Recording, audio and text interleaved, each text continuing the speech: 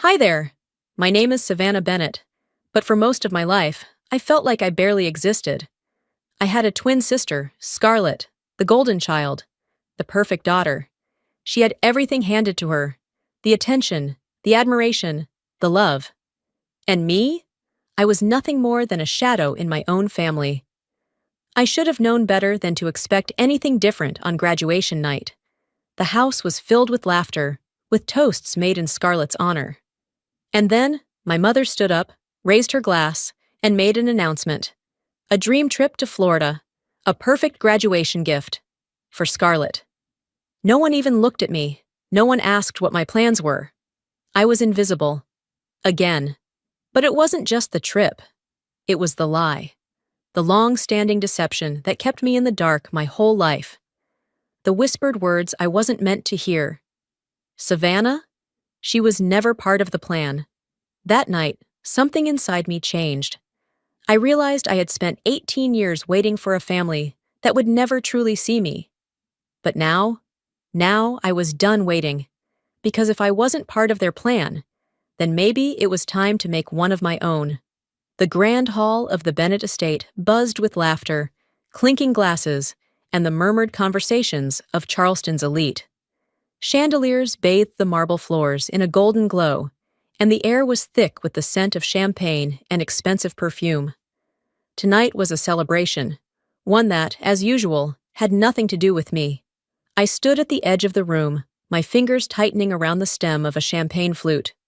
Across the hall, Scarlett shined like the centerpiece of the evening, her perfectly curled blonde hair cascading over the delicate straps of her designer gown.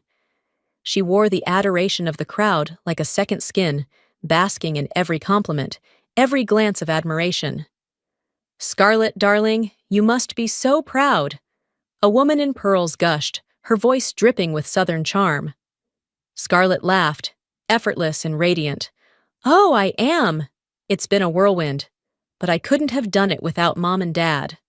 I nearly scoffed at the statement. Will Bennett wasn't my father, but it was easier for Scarlett to pretend he was. It kept the illusion intact, the one where she was the golden daughter of a perfect Southern family. And I was, well, something else. "Of course," Elizabeth chimed in, placing a possessive hand on Scarlett's shoulder. "We always knew our daughter was destined for great things." Our daughter, singular. The words settled in my chest like a weight, familiar but still suffocating. A waiter passed by, and I set my untouched champagne down before anyone could notice my fingers trembling. No one looked my way anyway. A burst of laughter erupted from the center of the room, drawing my attention back to Scarlett. I caught a glimpse of her, standing beside Will as he raised his glass. The entire room fell silent. "To my daughter, Scarlett!" His voice carried easily, rich and authoritative. "She's made us so incredibly proud, and what better way to celebrate her accomplishments than with a well-deserved trip?" A murmur of excitement rippled through the guests. I stiffened. Elizabeth's smile was calculated as she took over. "Next week, we'll be flying to Florida for a luxurious getaway, a reward for all of Scarlett's hard work."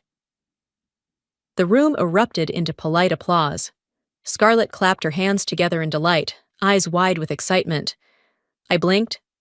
Florida. A trip I hadn't heard a single word about. I forced a breath through my nose, keeping my expression carefully blank. Was I supposed to pretend this wasn't a slap in the face? That it wasn't deliberate? "You must be so excited, Savannah," a woman beside me said with a pleasant smile. I turned toward her, confusion flickering for a brief second before realization set in. She thought I was Scarlett. The embarrassment came quick, burning at my skin. But before I could correct her, Elizabeth's voice carried across the room. "Savannah will be staying here. She's more comfortable at home." The dismissal was so casual, so effortless, as if my absence was expected. The woman beside me let out a small, "Oh," clearly unsure how to respond. I swallowed against the bitterness rising in my throat. Scarlett turned toward me, the light catching in her perfectly glossed lips as she tilted her head. You don't mind, right, Savvy? Savvy, a nickname that felt like a leash, keeping me bound to a role I never chose. I smiled, the kind that didn't reach my eyes. Why would I? Scarlett grinned, as if that was the answer she'd been expecting. The night dragged on.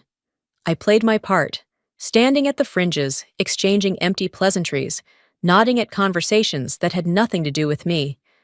At some point, I found myself outside, my hands pressed against the cool iron railing of the second-floor balcony.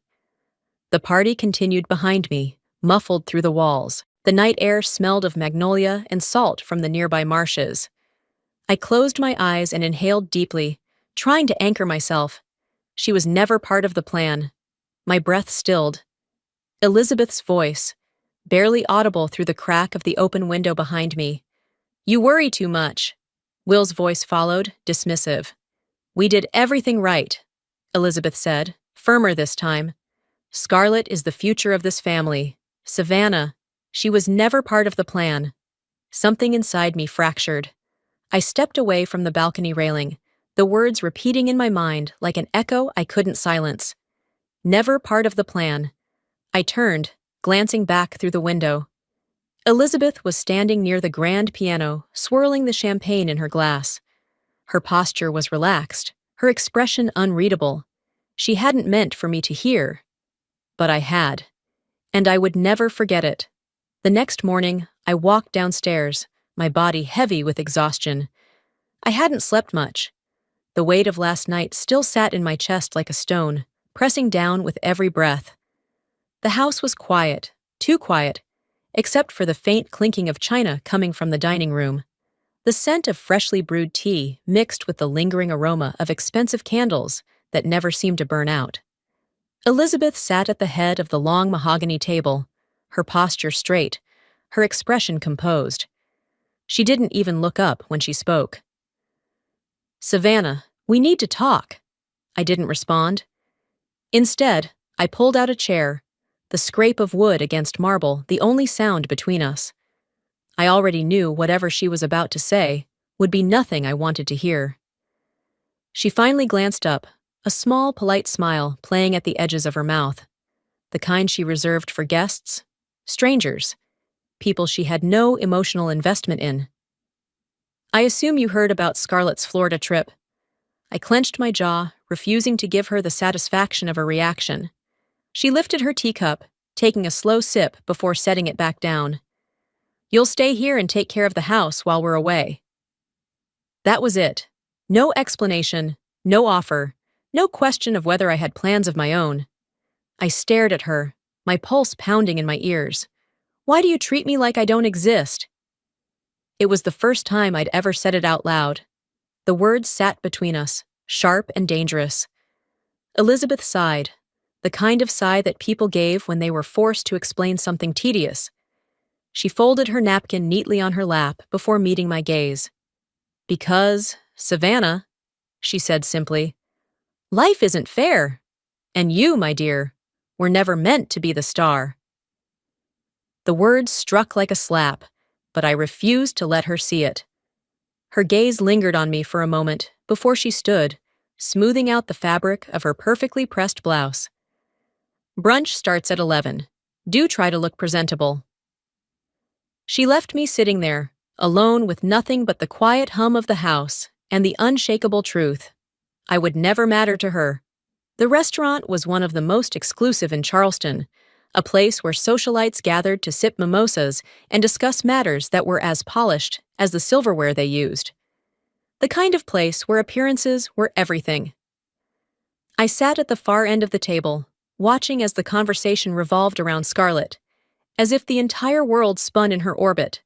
Will raised his glass, his voice booming over the soft murmur of background jazz. To Scarlett, he announced. You've made us proud, sweetheart. A well-deserved celebration for an even more well-deserving daughter. There it was again. Scarlett beamed, her smile practiced, effortless. A woman across the table leaned forward, her perfectly manicured fingers wrapped around a champagne flute. And what about Savannah? She asked, her tone polite. oblivious to the tension that immediately followed. What are her plans? The table fell into a brief, uncomfortable silence. Then Elizabeth laughed lightly, dabbing at the corner of her mouth with her napkin. "Oh, Savannah," she mused, her voice carrying the same amusement one might have when discussing a child's foolish antics. "She's staying back. Someone has to look after the estate, after all." Laughter rippled through the table, soft and dismissive, as if my existence was nothing more than an afterthought. My fingers curled around my napkin, tightening until my knuckles ached.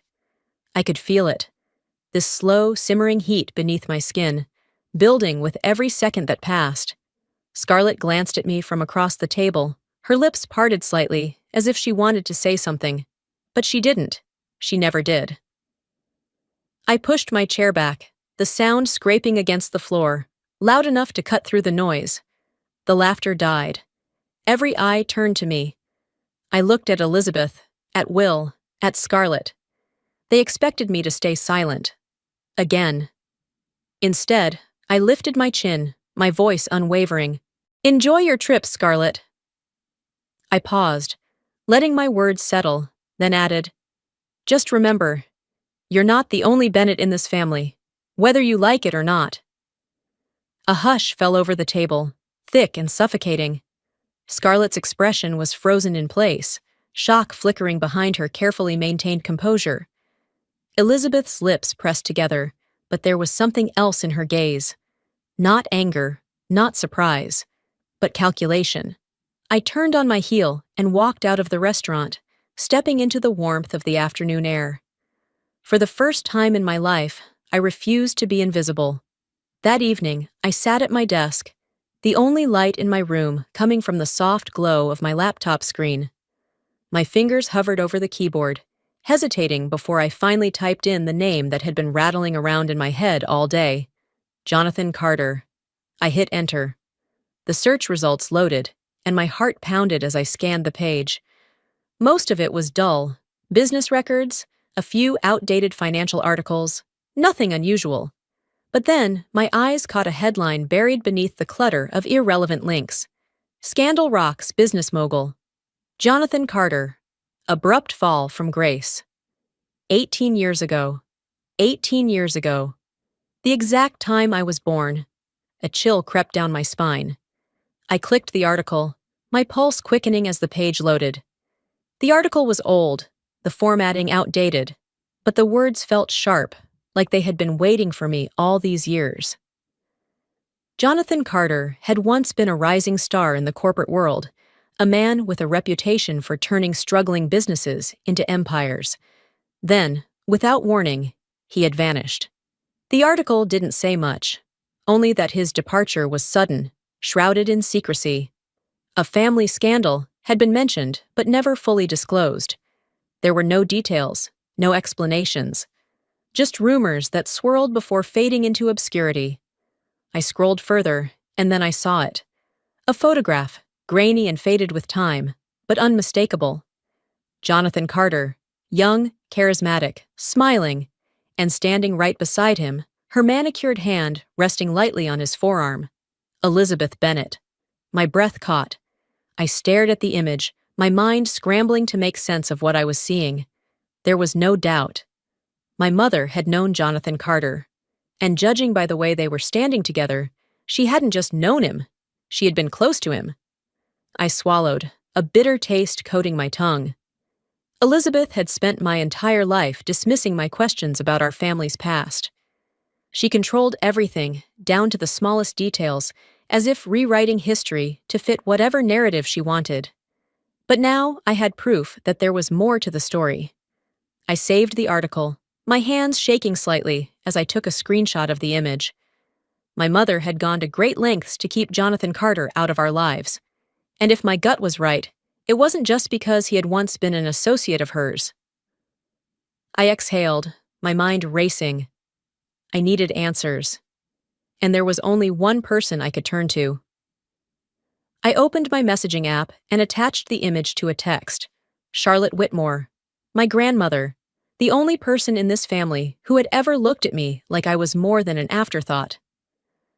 I hesitated for only a second before pressing send, A few minutes later, my phone vibrated. One message. We need to talk. Tomorrow morning. My house. Alone. I stared at the screen, my pulse hammering in my ears.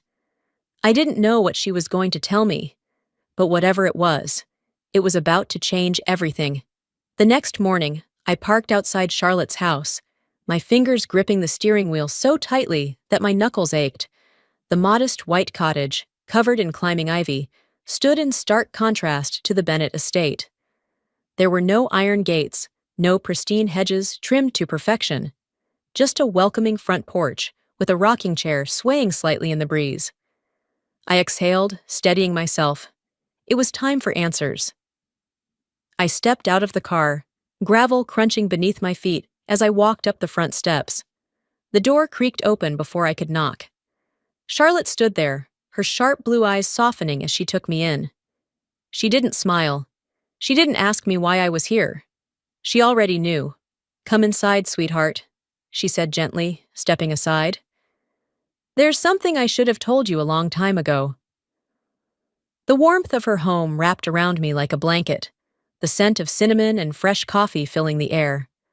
Sunlight streamed through lace curtains, casting soft patterns across the wooden floor. It felt safe here, something the Bennett mansion never had. She led me to the kitchen, where 2 steaming mugs of tea sat waiting. I took a seat at the small table, my hands resting on my lap, my heart hammering against my ribs. Charlotte sat across from me, wrapping her fingers around her cup as if drawing strength from the warmth. I didn't bother with pleasantries. I pulled out my phone, slid it across the table, and watched her expression as she took in the image on the screen. Jonathan Carter. She inhaled sharply, but didn't look surprised. Just sad. "I need to know the truth," I said, my voice barely above a whisper. For a long moment, she said nothing. Then, with a heavy sigh, she reached for the old wooden box sitting on the counter. She pulled it onto her lap and unlatched it, her fingers trembling slightly as she rifled through its contents. Finally, she pulled out a worn leather photo album, its edges frayed with time. She flipped it open, revealing a faded picture of a young Elizabeth, her hair pulled back, her lips curved in a soft, unguarded smile, and her stomach rounded in the unmistakable curve of pregnancy. My breath caught. Charlotte traced the photo with a delicate touch, her eyes clouded with memories. When she finally spoke, her voice trembled. "Jonathan Carter, he's your real father!" The words slammed into me like a physical blow. I gripped the edge of the table, trying to ground myself, but the room felt unsteady, like the very foundation of my life had been ripped from beneath me. Elizabeth had lied. Not just about a trip, not just about family history. She had erased an entire man from my existence. She told me Will Bennett was my father, I said, barely recognizing my own voice. Charlotte's expression tightened. "That's because she made it that way." I shook my head. I don't understand. She was with Jonathan. I gestured toward the photo. "They were together. Why would she?" Charlotte sighed, rubbing her temple. "Because the Whitmores didn't approve." She turned the page in the album, revealing another photograph. This one of a young Jonathan, grinning, his arm wrapped tightly around Elizabeth. There was love in his expression, the kind that didn't fade easily. "He wasn't high class enough," she continued. "Jonathan was brilliant, ambitious, but he didn't come from old money. Your grandfather thought he was a risk. And in our world, Savannah, risks aren't tolerated." I pressed my lips together, bile rising in my throat. "So what?" I asked. "They forced her to leave him? To marry Will?" Charlotte hesitated. "Not exactly," she said finally. She flipped to another page, another picture of Elizabeth, but this time she wasn't glowing. Her smile was strained, her body stiff. Beside her, Will Bennett stood, his arm wrapped around her possessively. "Elizabeth didn't want to marry Will," Charlotte admitted. "She loved Jonathan, but when she found out she was pregnant, well, your grandfather gave her 2 options. She could have the baby and give up the Whitmore name, lose her inheritance, her status, everything. Or she could marry Will, pretend the baby never existed, and live the life they planned for her. A sickening realization settled in my stomach, and she chose Will. Charlotte's gaze met mine, filled with an emotion I couldn't place. "Not at first," she said softly. She told Jonathan about the baby. They planned to leave, to run away together. But then, something happened. She told him she lost the baby. The words hung in the air like poison. I swallowed, my throat burning. "She lied to him?" Charlotte nodded. "She married Will a few months later. By the time you were born, Jonathan had disappeared from the corporate world. She made sure he had no reason to come looking." I clenched my fists. "He never even knew I existed?" Charlotte shook her head, regret thick in her voice. "No, honey. Your mother made sure of that." I inhaled sharply, but the air felt heavy, too thick to swallow. My entire life, I had felt like an outsider. Now I knew why. I wasn't supposed to exist. Elizabeth had built an empire on lies, manipulating every piece of her world until it fit the pristine image she wanted. And in doing so, she had buried the truth of who I was. But secrets don't stay buried forever. I turned my gaze to the photograph of Jonathan Carter, my real father.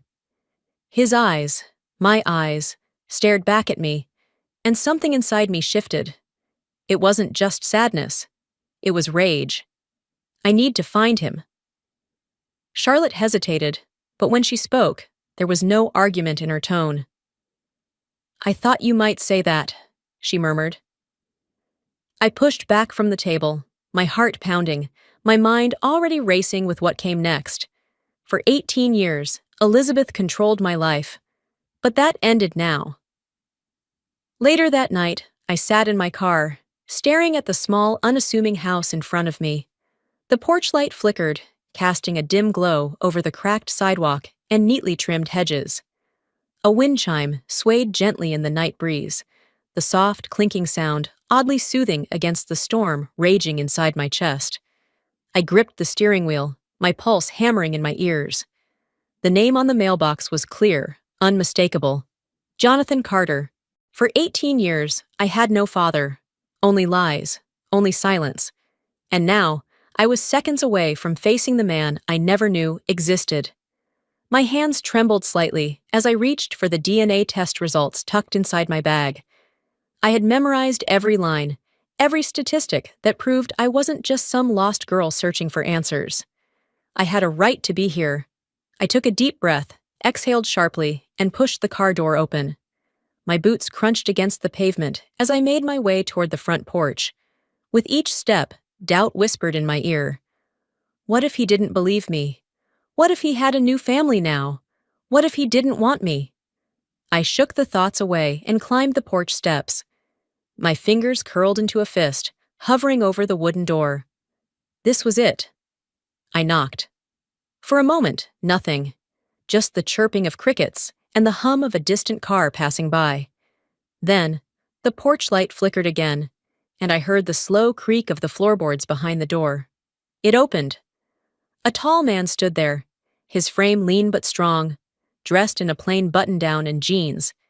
His dark hair was streaked with gray at the temples, his face lined with age, but his sharp blue eyes, my blue eyes, locked onto me with a quiet intensity. "Can I help you?" he asked, his voice deep but cautious. I opened my mouth, but no words came out. His gaze flickered over my face, studying me, searching for something. I forced my lips to move. I'm your daughter." Silence. His hand gripped the doorframe, knuckles whitening, jaw tightening. "That's not possible." His voice was hoarse, but something, doubt, recognition, fear, flashed in his eyes before he shut it down. I didn't hesitate. I pulled the DNA test from my bag and held it up between us. "It is," I said firmly. Jonathan's breath hitched. His fingers twitched at his side, like he wanted to reach for the paper, but couldn't bring himself to do it. His face twisted in something raw, something broken. Then he whispered it. "Elizabeth, She told me she lost the baby. The words felt like a knife to my chest. I had always assumed I was ignored, forgotten. But I wasn't just abandoned. I was erased. Jonathan ran a hand through his hair, exhaling sharply, pacing back a step. His body language screamed disbelief, but his face told another story. She lied to me, he muttered, almost to himself. I watched as realization set in, as the years of deception unraveled in his mind. His eyes flicked to mine again, this time lingering longer, as if seeing me, really seeing me, for the first time. I swallowed the lump in my throat and asked the question that had been burning inside me since the moment I learned the truth. Did you love her? Jonathan blinked, startled. For a long moment, he said nothing. Then, finally, he nodded. I did. His voice was quiet, almost regretful. More than anything, the weight of his words settled between us, and for the first time in my life, I saw something in a parent's eyes that I had never seen before. Grief, guilt, hope. Jonathan's fingers curled against the doorframe, his shoulders rising and falling as he took a steadying breath. Then, finally, he spoke. Come in. Jonathan set a glass of water on the table, his hands trembling as he slowly sat across from me. His eyes, still sharp despite the lines of age, stayed fixed on the DNA results lying between us. He traced his own name on the paper, his fingers hovering over the proof of my existence as if he were trying to absorb the truth through touch alone. For a long moment, he said nothing, just breathed, just stared. Then, finally, he exhaled, his voice raw. Tell me everything Elizabeth did. I didn't hesitate. I started from the beginning, the years of being invisible in my own home, the constant comparison to Scarlett, the way Elizabeth had made it clear, in 100 small and cruel ways, that I was nothing more than an inconvenience. I told him about the Florida trip, about standing in a crowded room while my family toasted to Scarlett's future as if I wasn't even there. I told him about the night I overheard Elizabeth say that I was never part of the plan, how my entire existence had been an afterthought, a mistake she had no intention of letting the world acknowledge. Jonathan listened, silent but intense. His grip tightened on the armrests of his chair, his knuckles turning white as my words poured out. I could see the emotions battling inside him, rage, guilt, grief. When I finally finished, the silence between us felt suffocating. He leaned forward, resting his elbows on his knees, his fingers threading through his graying hair. His breathing was uneven, ragged. I should have fought harder for her, he muttered.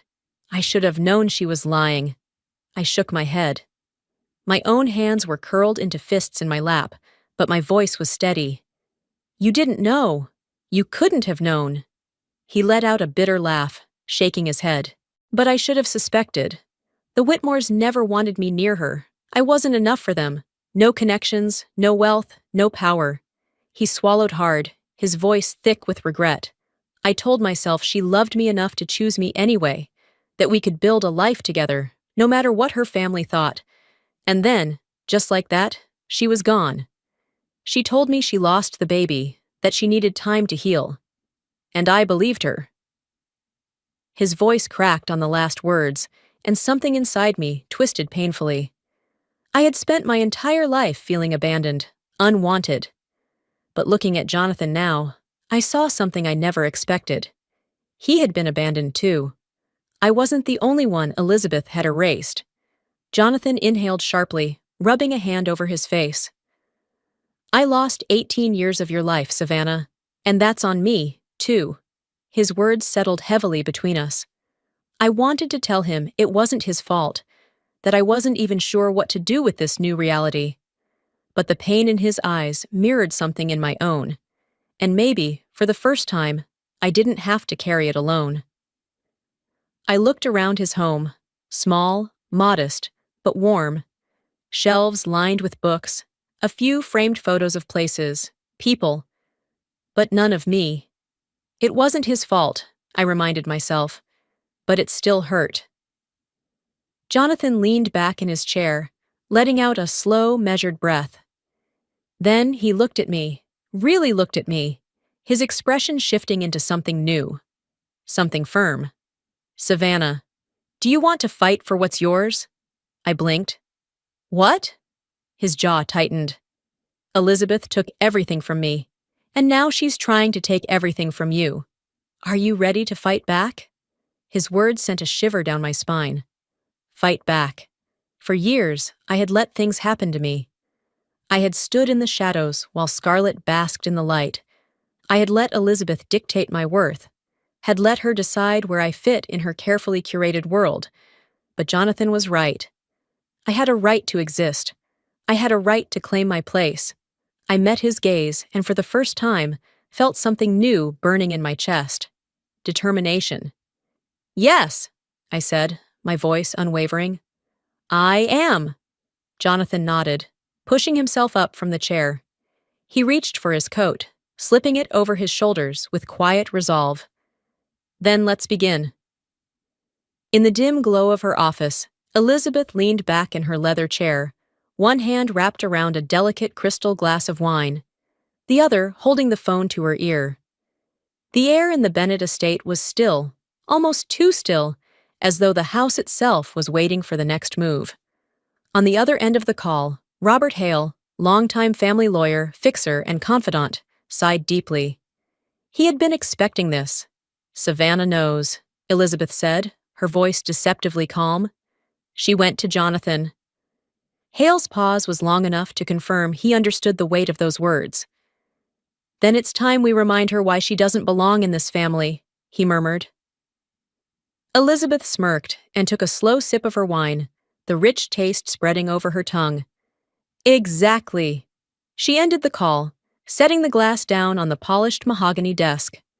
The world she had carefully built over the years was starting to shift, and she wasn't about to let Savannah unravel it.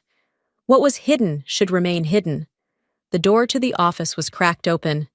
Scarlett stood just outside, frozen in place, her heart hammering in her chest. She hadn't meant to eavesdrop, but when she heard her sister's name, she stopped. Something in Elizabeth's tone sending an unexpected chill through her. She had spent her life trusting her mother, believing every carefully placed word. But now there was doubt. Scarlett pushed the door open further, stepping inside. Elizabeth turned, raising a perfectly arched brow. "Something you need, darling." Scarlett hesitated. Then, before she could stop herself, she asked, "Why are you so afraid of Savannah finding out the truth?" Elizabeth chuckled, setting her wineglass down with a soft clink. "Oh, sweetheart, you don't understand, do you?" Scarlett stiffened. "Then explain it to me." Elizabeth stood slowly, her heels clicking against the marble floor as she approached her daughter. She reached up, gently tucking a loose strand of Scarlett's hair behind her ear, her touch cool and deliberate. "There is only room for one heir in this family," Elizabeth whispered. "And it's you." Scarlett felt something shift in her stomach, a queasy sensation curling at the edges of her thoughts. She had always taken her mother's word as truth, had always believed that Savannah's distance was her own fault. But now she wasn't so sure. Across town, I sat in Jonathan's small home, my hands curled around a cup of tea that had long gone cold. The weight of the past few days pressed against my shoulders, but for the first time, I wasn't carrying it alone. Jonathan leaned forward, his elbows resting on the coffee table, his expression thoughtful. "I need you to meet someone," he said. "Who?" "Elliot Grayson. He's my lawyer, and if we're going to challenge Elizabeth, we'll need him on our side." I hesitated. "Challenge her? How?" Jonathan's eyes darkened. "She's spent years controlling everything. I want to take that control away." I exhaled, nodding. "She's been underestimating me my whole life. I think it's time I remind her who I am." Jonathan studied me for a moment, before a slow, proud smile crossed his lips. "That's my girl." Later that night, my phone buzzed on the kitchen counter. I picked it up, my stomach twisting when I saw the name on the screen. Scarlett. I hesitated before opening the message. "Meet me. I need to talk to you." Alone. I stared at the screen, my gut warning me this wasn't just some friendly conversation. Scarlett had never reached out before. Not like this. Something was coming, and I had a feeling I wasn't going to like it. I pulled up to the cafe, my fingers tightening around the steering wheel as I scanned the nearly empty parking lot. The place was quiet, tucked between high-end boutiques and dimly lit restaurants in downtown Charleston. The golden glow from inside seeped through the windows, creating a deceptive sense of warmth. Scarlett sat in a corner booth, her back straight, hands wrapped around a steaming cup of coffee. She didn't look up right away. I exhaled and stepped out of the car, my boots clicking against the pavement as I made my way inside. A soft jazz tune played overhead, the kind of background noise meant to put people at ease, but nothing about this meeting felt easy. I slid into the booth across from her, resting my arms on the table. Scarlett finally met my gaze. "You're making a mistake," she said. I huffed a quiet laugh. "Nice to see you too, Scarlett." She didn't smile. Her perfectly polished nails tapped against the ceramic mug, the only outward sign of her discomfort. "You don't know what you're getting into," she said, her voice barely above a whisper. I tilted my head. "And what exactly am I getting into?" Scarlett sighed, leaning forward. "Mom doesn't lose, Savvy. Ever. If you push her, she'll make sure you regret it." I crossed my arms, my irritation simmering beneath the surface. "What's she going to do? Erase me again?" Her expression flickered, just for a second. That was all it took.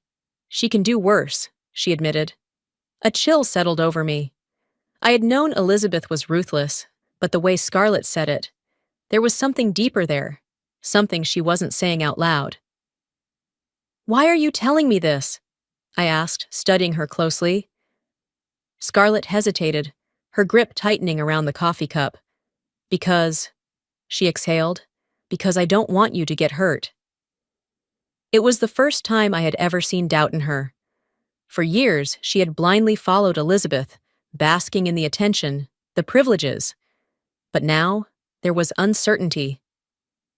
"Scarlett," I said, softer now, "you don't have to protect her. If you know something, if you know how she's planning to come after me." "I don't know anything for sure." She shook her head, her gaze darting away. "But I know Mom, and I know how far she'll go when she feels threatened." Silence stretched between us, thick and heavy.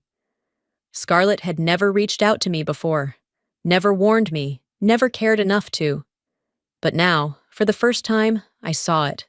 She was afraid. Not just for me, for herself. Still, I knew she wasn't ready to betray Elizabeth. Not yet.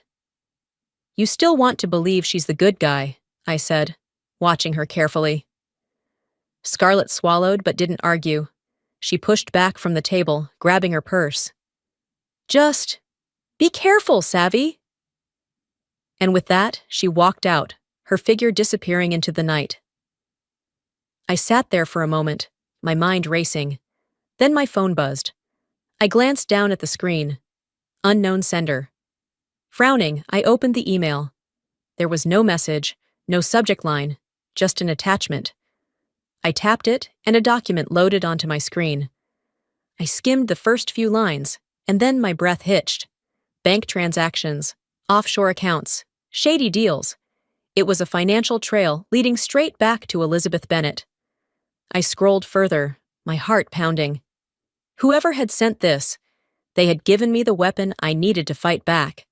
But the question was, who? Back at the Bennet estate, Elizabeth stood in her study, scrolling through her phone, the dim glow of the screen illuminating her sharp features. The glass of wine in her free hand remained untouched. Her gaze locked onto the message staring back at her. "She has the documents." A slow, cold smile spread across her lips. "You thought I wouldn't find out?" she murmured. "Cute." She placed her wineglass down with precision, her fingers tapping rhythmically against the mahogany desk. The walls of the Bennet estate had ears, and she had spent a lifetime ensuring that no one moved against her without consequence. this wouldn't be any different.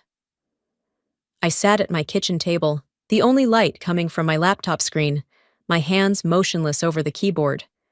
The document was still open, rows upon rows of numbers, transactions, dates, evidence. Everything I had suspected about Elizabeth, her corruption, her greed, the lengths she had gone to protect her pristine reputation, was laid out in black and white. It was overwhelming. But what sent a fresh wave of unease through me was the email accompanying it. Elizabeth Bennet is not untouchable. Use this wisely. No name, no sender information, nothing that gave me any hint as to who had sent it. But they were right. Elizabeth was untouchable, until now. I exhaled and clicked forward the email to Jonathan and Elliot. 5 minutes later, my phone vibrated.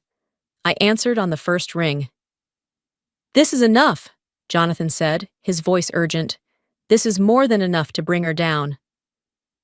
"She won't let this happen quietly," Elliot added. His voice was smooth, practiced, the voice of a man who had spent years in courtrooms. "She will retaliate." I already knew that.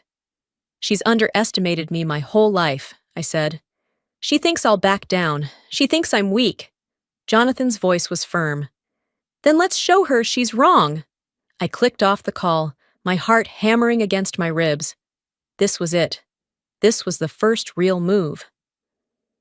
Elizabeth exhaled slowly, staring at the fire flickering in the grand fireplace of her office. She hated being put in a position of defense. It was a foreign, unnatural concept to her. She had built an empire of control, carefully curated every part of her life, her family, her legacy, and Savannah was threatening to undo it all. She tapped her nails against the armrest of her chair before picking up her phone again. The call rang twice before a voice answered. "She has the documents." The voice on the other end remained silent for a moment before exhaling.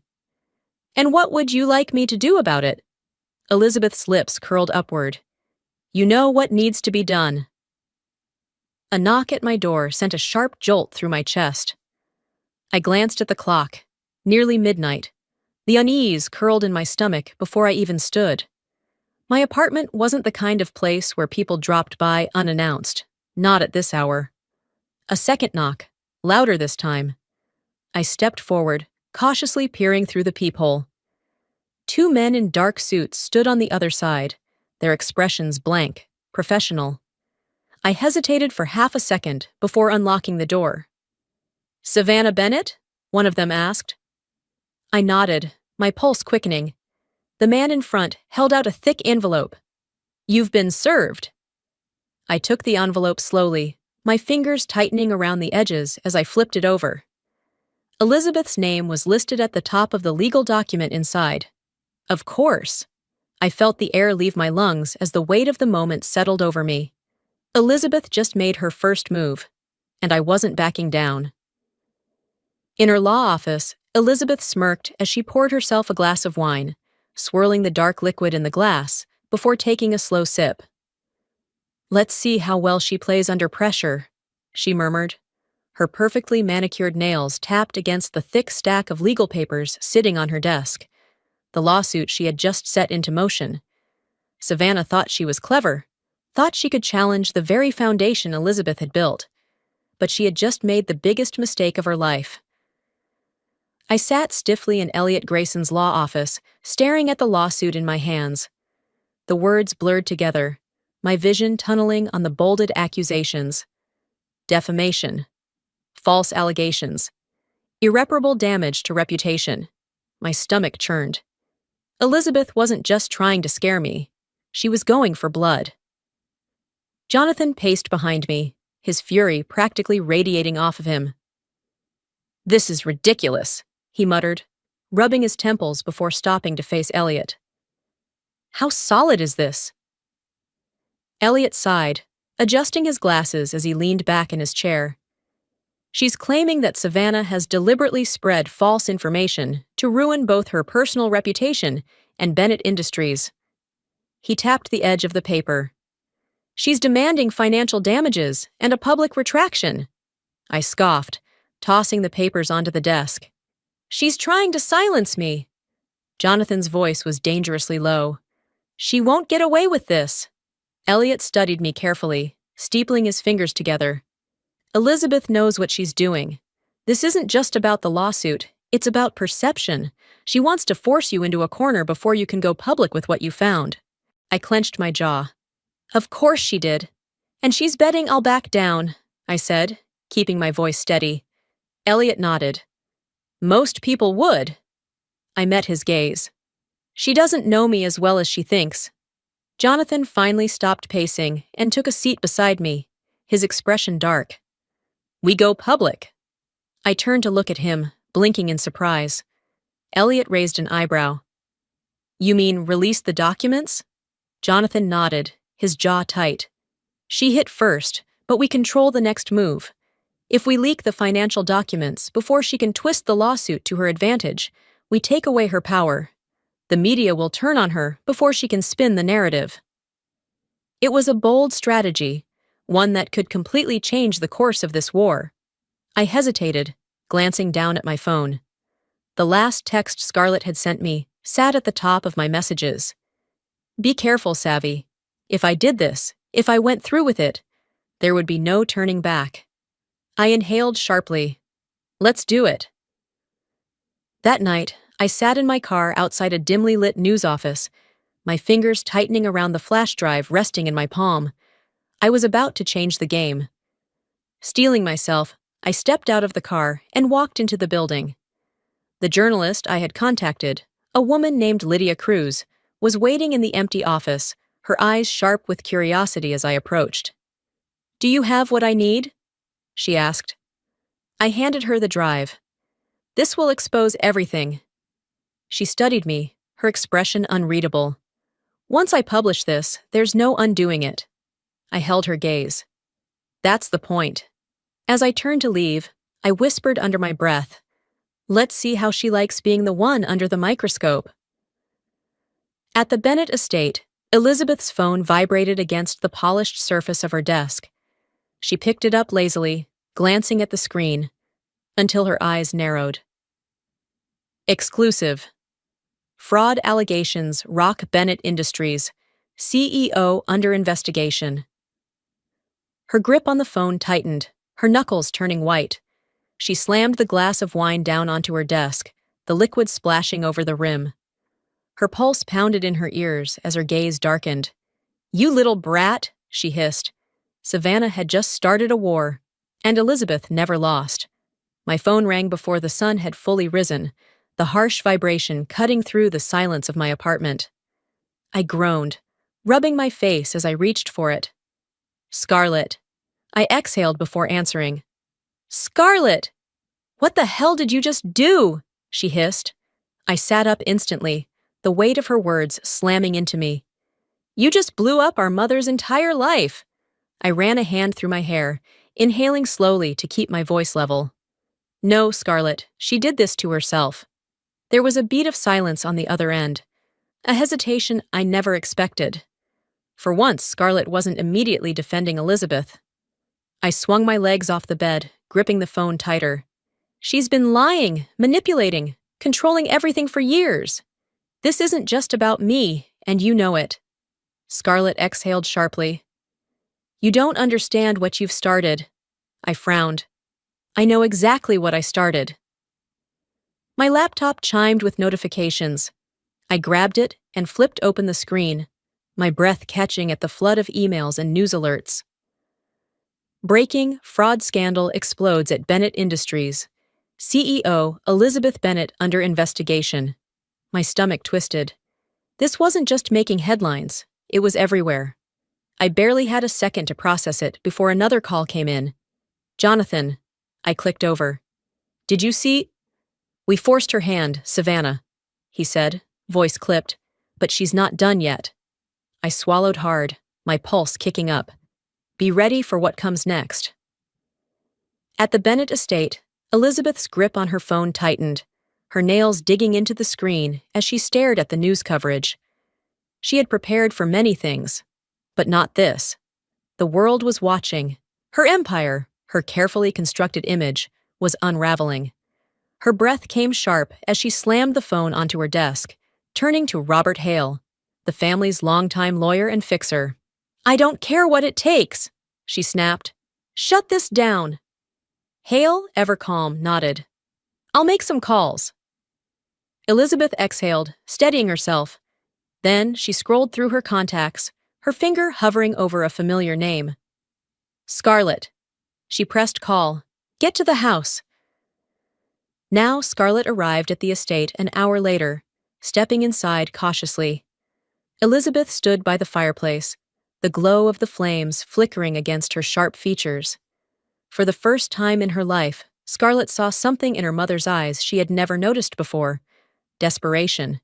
Elizabeth turned, her expression cold and unreadable. "I need you to choose." Scarlett frowned. "Choose what?" Elizabeth stepped forward, her voice sharp, unwavering. "You're either with me or against me." Scarlett's chest tightened. This was her mother, the woman who had given her everything, the woman who had built her future.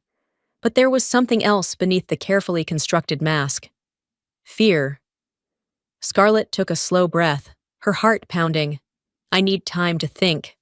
Elizabeth's expression darkened instantly. "You don't have time, Scarlett." Scarlett turned on her heel, walking toward the door, her mind spinning. She wasn't sure where she stood anymore. Elliot's office was quiet, save for the ticking of a clock on the wall. The weight of the past few days sat heavy on my shoulders as I leaned forward, hands clasped together. Jonathan sat beside me, his posture stiff, his gaze locked onto Elliot. Then Elliot slid a thick envelope across the desk toward me. "We have another problem," he said, his tone grave. I hesitated before reaching for it, my fingers grazing the paper as I flipped it open. The first thing I saw was the official court seal. My stomach tightened as I skimmed through the words printed in sharp black ink. Restraining order. Filed by Elizabeth Bennet. The accusation, harassment, and blackmail. I clenched my jaw, gripping the pages as I forced myself to read every word. "She's painting me as the villain," I said, my voice tight. "She's not just painting you as the villain," Elliot corrected. "She's setting you up for a public takedown." Jonathan let out a sharp breath beside me. I glanced at him, expecting the usual anger, but there was something else in his expression. Calculation. "We don't play defense," he said after a moment. "We go after her first." Elliot raised a brow. "Meaning?" Jonathan straightened. "We countersue. Damages, defamation, obstruction of justice. We use the financial fraud evidence and flip the narrative before she has a chance to weaponize this against Savannah." I felt my pulse quicken. If we did this, if we escalated, there would be no turning back. I thought about everything Elizabeth had done to me. The years of being overlooked, dismissed, discarded. The way she erased my father from my life. The way she tried to erase me. I met Jonathan's gaze. "Do it."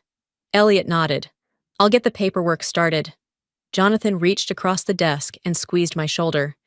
"She thinks she's untouchable, Savannah, but even Elizabeth Bennet has weaknesses." I exhaled slowly, trying to ground myself. This wasn't just about winning. It was about making sure she never had the power to do this to anyone again. Meanwhile, at the Bennet estate, Scarlett paced her bedroom, heart pounding.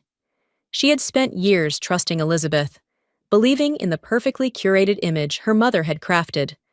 But cracks were forming, too many to ignore. She needed answers. The house was eerily quiet as she slipped into Elizabeth's office. She hesitated, eyes darting around the dimly lit space. Then, her gaze landed on the large wooden desk. She stepped forward, running her hands along the surface before tugging at a drawer. Locked. Scarlett's fingers curled into fists. Elizabeth never locked her desk. A sick feeling crept into her stomach. Scarlett glanced over her shoulder before moving to a cabinet in the corner. Her mother kept spare keys there. She reached inside, her fingers brushing against metal. Got it. She hurried back to the desk, inserting the key into the lock. A soft click echoed in the silence. The drawer slid open, Stacks of documents filled the space, neatly arranged. Scarlett flipped through them, her breath catching when she spotted something old. An envelope, yellowed with time. She picked it up, turning it over. Jonathan Carter. Her fingers trembled as she unfolded the letter inside. Elizabeth, I deserve to know. You can't keep this from me. Please, I just want to see my child. Scarlett's heart slammed against her ribs. She flipped to the back of the letter. A date. 18 years ago. Her stomach twisted violently.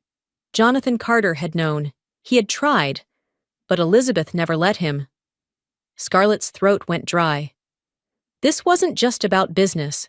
This wasn't just about fraud. Elizabeth hadn't just manipulated Savannah. She had stolen her father. Scarlett's hands tightened around the letter. For the first time in her life, she saw Elizabeth for exactly who she was. A liar, a thief, a woman who had taken everything from Savannah, and from her. Scarlett sucked in a sharp breath.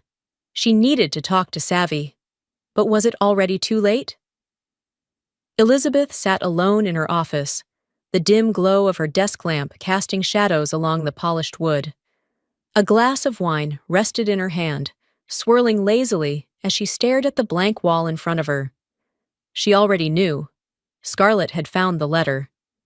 It was only a matter of time now. She took a slow sip of wine, her mind racing through the possible outcomes. Scarlett had always been obedient, predictable, but tonight would determine if that still held true. Scarlett's fingers clenched around the worn envelope as she sat in her car outside Savannah's apartment. The weight of the letter was unbearable, like a lead anchor pulling her down. For the first time in her life, she wasn't sure where she stood. Her whole world had been built on the foundation of her mother's word. Elizabeth always knew best, always had a plan. But this letter proved something else entirely. She inhaled sharply, opening her car door and stepping into the crisp night air. Each step toward Savannah's door felt heavier than the last. She knocked. The door swung open moments later, revealing Savannah in a loose sweater, her expression shifting instantly from confusion to wariness. "Did Elizabeth send you?" Scarlett hesitated. "No?" Savannah's gaze flickered to the envelope in Scarlett's hands. "Then why are you here?" Scarlett held out the letter, her voice barely above a whisper. "You need to read this." Savannah sat on the couch, her hands gripping the edges of the paper as her eyes skimmed over the words. Jonathan Carter's words. "Elizabeth, I deserve to know. You can't keep this from me. Please, I just want to see my child." Her breath hitched as she turned the page, scanning the date. He had written this 18 years ago. Her fingers tightened around the fragile edges. The ink may have faded, but the truth burned fresh. Her mother had known.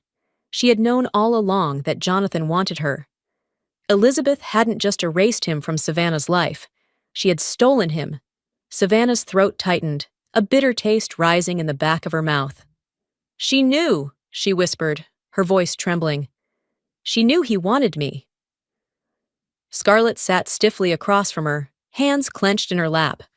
Her usual polished appearance was slightly disheveled, her blonde waves messier than usual, her lipstick slightly smudged. Savannah looked up, her eyes burning with something raw and furious. "You knew about this?" Scarlett flinched. "No."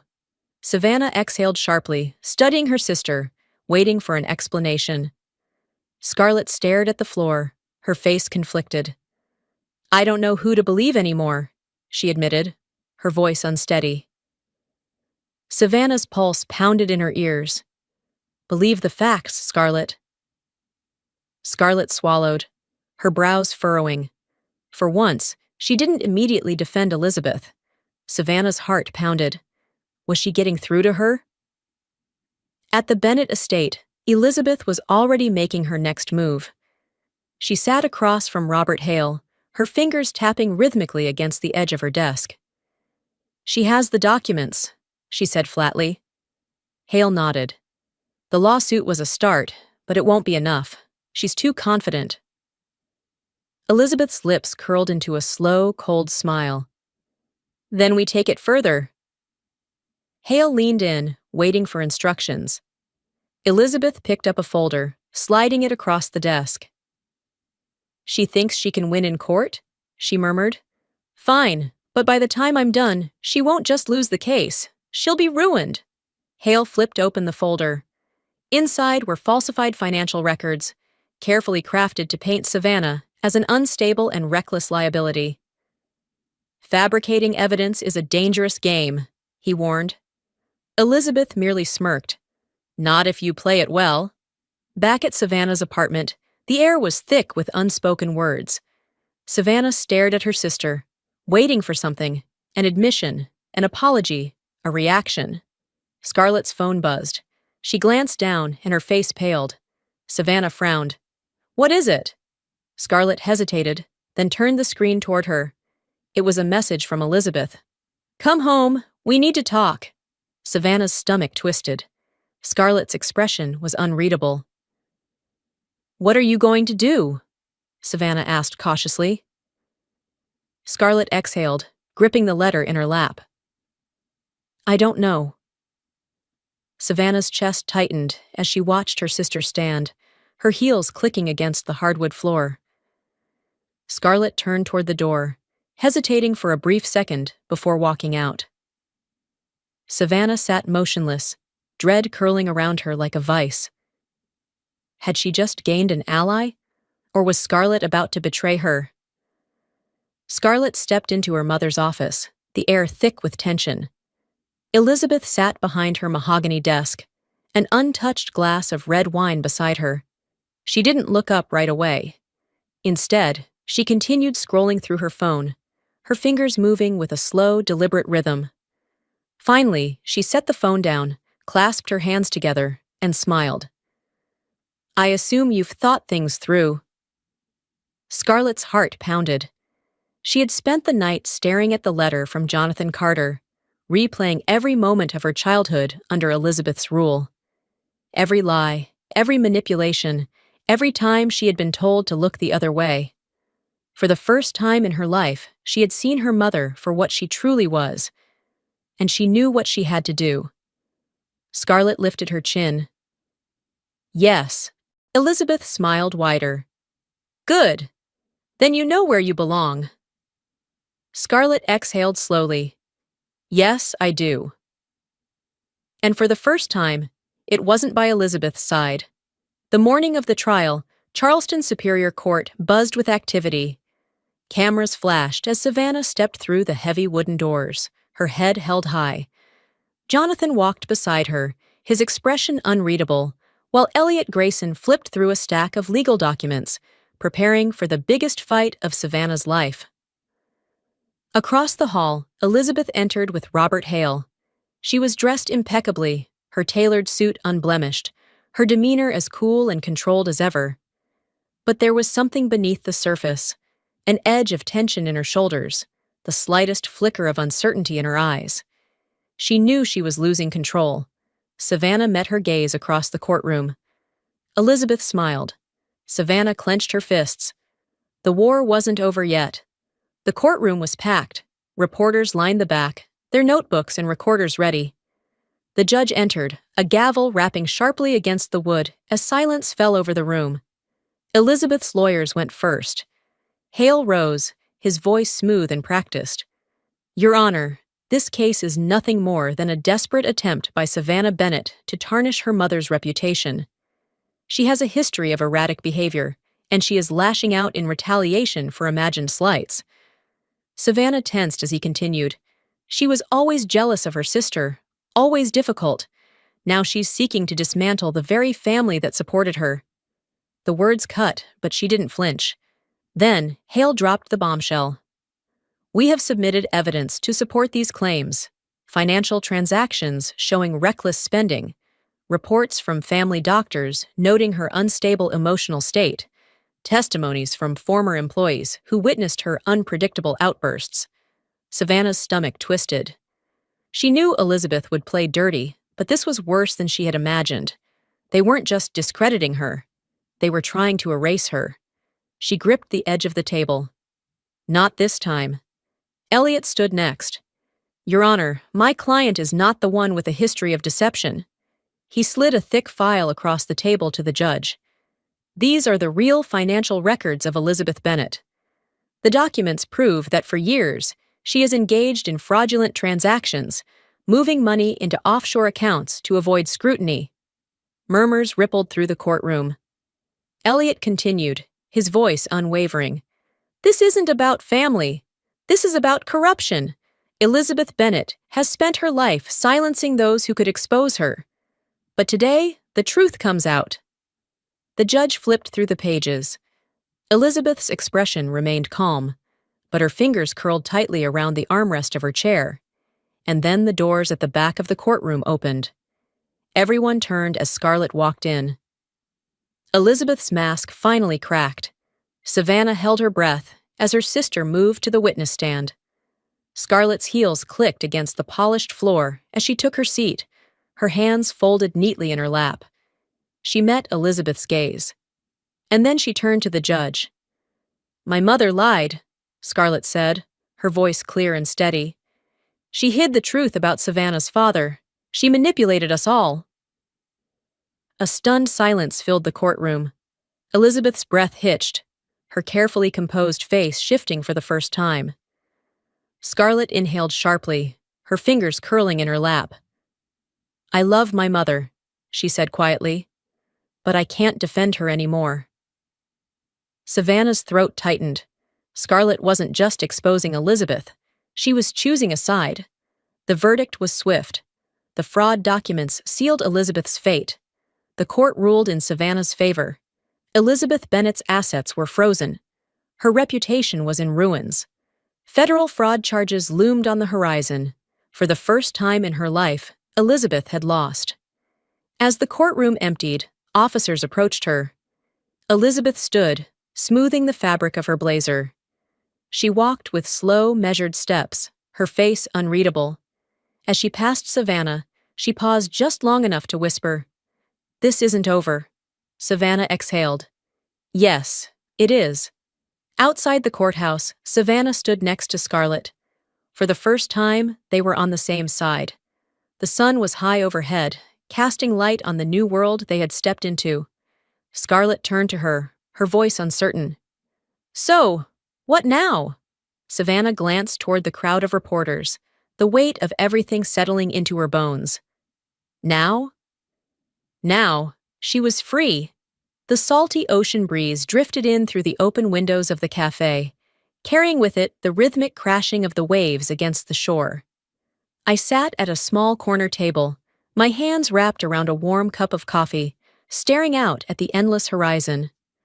The sky was soft with morning light, the kind of pale blue that stretched on forever. Across from me, Jonathan sat in silence, his fingers tapping idly against the rim of his own cup. He had aged well, but there was a weariness to him, lines on his face that I now recognized as the weight of a past neither of us had been allowed to share. He studied me, then leaned back in his chair. What now? I exhaled slowly, tracing the rim of my cup. I start over. Jonathan nodded, the corners of his mouth lifting in the smallest of smiles. Good answer. I gave a small, tired laugh. That's the thing about tearing everything down. Eventually, you have to figure out what comes next. The trial had ended 3 days ago. Elizabeth Bennet was no longer the untouchable matriarch of the Bennet Empire. Her fall from grace had been swift and merciless, with the news cycle devouring every last scandalous detail. The financial fraud, the manipulation, the way she had built an entire world on lies and control. Everything was out in the open now. And yet, despite it all, I didn't feel victorious. I felt empty. Jonathan seemed to understand. He took a slow sip of his coffee before setting it down. Fighting for the truth takes everything out of you. I looked at him, really looked at him, and for the first time, I let myself acknowledge what had been taken from both of us. 18 years. We could never get them back. But maybe we could start from here. The bell above the cafe door chimed. I turned to see Scarlett standing just inside, shifting uncomfortably on her heels. She looked different, not physically, but something in her demeanor had changed. The confidence she had always worn like armor seemed thinner now, less sure. She saw me, hesitated, then took a step forward. Jonathan glanced between us before pushing back his chair. "I'll give you two a minute." He left without another word, disappearing onto the sunlit sidewalk. Scarlett sat down across from me, her hands resting on the table. I could tell she was waiting for me to speak first. I didn't. For the first time in our lives, she was the one who had to reach across the silence. "I don't know how to fix what I've done," she said quietly, her voice uncertain. I sighed, stirring my coffee, watching the way the cream swirled into the dark liquid. "Neither do I admitted. "But maybe we start by not being strangers anymore." Scarlett's eyes flickered with something. Relief, maybe. Gratitude. It wouldn't be easy. But for the first time, I saw a future where she and I weren't just names in the same family. We could be more. Miles away, in a cold, sterile federal holding facility, Elizabeth Bennet sat alone. The room was small and bare, the walls an unforgiving shade of gray. The only sound was the ticking of the clock above the door. She stared at the table in front of her, expression unreadable, her fingers tracing the smooth surface. Her empire had crumbled. Her name was being dragged through the mud. And yet, she still sat with her chin high, her back straight. This was temporary. She would find a way out. She always did. The door opened, and Robert Hale stepped inside. His face was unreadable, but his tone left no room for interpretation. "It's over." Elizabeth didn't blink. "This family was mine." Hale shook his head. "Not anymore." She exhaled, long and slow, tilting her head as if she were considering her next move. Because, in her mind, there was always a next move. There always had to be. Back at the cafe, I stepped outside, letting the warmth of the sun settle against my skin. The world felt lighter. Not because everything was fixed, but because, for the first time in my life, the weight of who I was didn't belong to someone else. I had spent 18 years living in the shadows of my mother's decisions. Now, I was free. I took a deep breath, looking out at the city before me. For the first time, my future was my own. And that was everything. The key felt cool against my palm as I stood in front of my new apartment, the metal glinting softly under the afternoon sun. The building was modest but charming, with white-trimmed windows and a small balcony overlooking the quiet Charleston streets. A fresh start. I inhaled deeply, letting the thought settle into my bones. No more living in the shadows of the Bennet estate. No more unanswered questions about who I was or where I belonged. This was my space, my life, entirely my own. Turning the key in the lock, I stepped inside, the wooden floors creaking softly beneath my weight. The air smelled of fresh paint and the faintest hint of salt from the nearby harbor. Sunlight streamed in through the large windows, illuminating the boxes stacked neatly against the wall. My past, packed away, and my future, waiting to be written. I spent the next few hours unpacking, filling the empty space with pieces of myself. Books lined the shelves. A vase of fresh flowers sat on the kitchen counter. Then, in one of the last boxes, I found it. The stack of old documents I had brought with me. At the very top lay the letter, the one Jonathan Carter had written nearly 2 decades ago. The one Elizabeth had hidden away, sealing my fate before I ever had a chance. I traced the edges with my fingertips, a part of me still aching for the years we had lost. But we had time now. That was what mattered.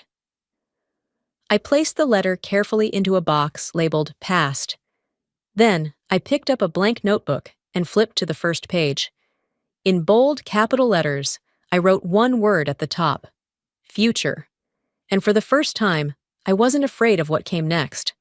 A knock at the door pulled me from my thoughts. When I opened it, Scarlett stood there, holding 2 cups of coffee. She shifted awkwardly on her feet, looking almost uncertain. I figured you could use one of these. I hesitated for only a second before stepping aside. Come in. She moved slowly, taking in the space like she wasn't sure she belonged here.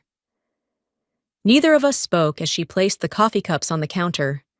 The silence between us was heavy but not hostile, just unfamiliar.